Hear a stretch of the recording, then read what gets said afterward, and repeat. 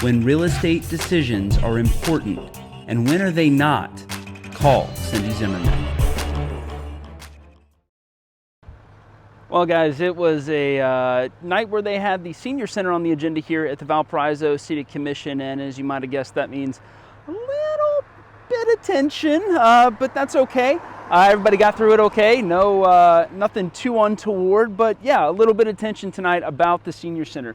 They were talking about a proposal to either give the Senior Center as a lease for $1 to a 501c3 or another nonprofit organization in order for that nonprofit organization to run the Senior Center, or to keep it within the city, have it run through the city, and continue to basically operate as it does right now. So the first thing they did tonight was have a workshop at 5:30, 30 minutes before their typical city commission meeting, and they discussed the reorganization of the center. There are those two options that I told you about. Basically, option one, the city controls the building outright and appoints a board to oversee the building and the events and activities that it would host. The property would remain directly under the city's control and still be operated by the city. Now, option two, the city commission gives the building over to a 501c3 to operate and run it instead of the city itself.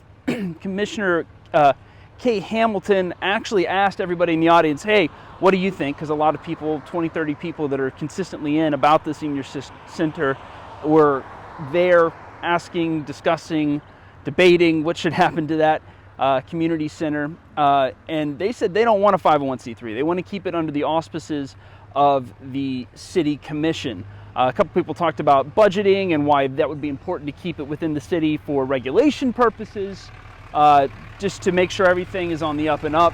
A couple people came up and actually talked about it as well. But finally, Commissioner Chris Wasden got up, made a motion to give this committee 3 months of the city's blessing, right? And with no additional funding, they'll still pay for the water and the sewer and the internet and all that other kind of good stuff. And they'll let them use the funds that they've raised by themselves to put on events. They have 3 months of a pilot period, for lack of a better term. They'll basically be able to put on those events, have people in the Senior Center, and see if what they're doing works and figure out what doesn't work. And then come back in 3 months' time to the City Commission, explain to them, hey, this worked, this didn't work, and come up with a more concrete plan from them. So that's what's going on with the Senior Center right now. I hope it wasn't too confusing. I know it was a little convoluted, but trust me, it was convoluted in there. So I did my best to explain it. If I mess up, of course, I'm going to come back and edit it. I'll write it up in the comments. Just bear with me because it was pretty complicated. But that's what I got for right now. I'm Christopher Saul, and this is Mid-Bay News.